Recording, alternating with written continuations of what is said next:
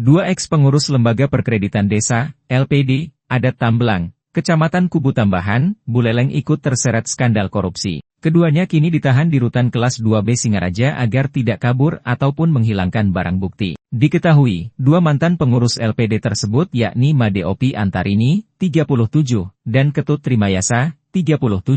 Antarini sebelumnya menjabat sebagai bendahara, sedangkan Trimayasa merupakan sekretaris LPD, Kepala Seksi, Kasih, Intelijen Kejaksaan Negeri, Kejari, Buleleng, I Dewa Gede Baskara Aryasa mengatakan, keterlibatan dua mantan pengurus dalam skandal korupsi LPD Tambelang, terkuak setelah penyidik tim pidana khusus, Pitsus, Kejari Buleleng melakukan pengembangan penyidikan. Keduanya kini juga telah ditetapkan sebagai tersangka. Hasil pengembangan ditemukan keterlibatan korupsi kedua tersangka, dengan mantan-mantan ketua LPD, Ketut Rencana. Perbuatan korupsi itu diduga dilakukan mantan 3 pengurus LPD pada tahun 2014 hingga 2020, ungkapnya, Minggu 9 Maret 2025. Lanjut Dewa Baskara, berdasarkan hasil penghitungan yang dilakukan Inspektorat Buleleng, kerugian keuangan negara yang ditimbulkan akibat skandal korupsi ini mencapai Rp1.555.716.674, di mana Ketut Rencana merugikan negara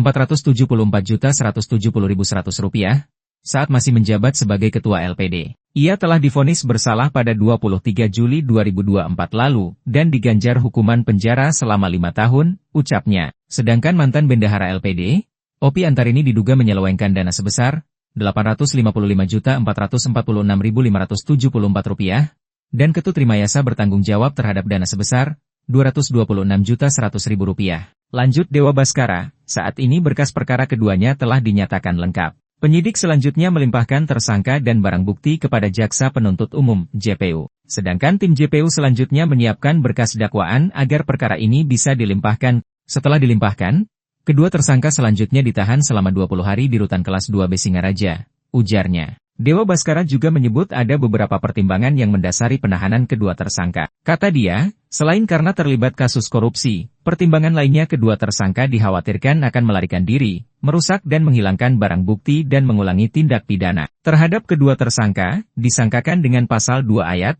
1, Yungto pasal 18, pasal 8, dan pasal 9 URI nomor 31 tahun 1999 tentang pemberantasan tindak pidana korupsi yang telah diubah dengan URI nomor 20 tahun 2001 Yungto pasal 55 ayat 1, pertama KUHP Yungto pasal 55 ayat 1, ke-1 KUHP Yungto pasal 64 ayat 1, KUHP, sebut.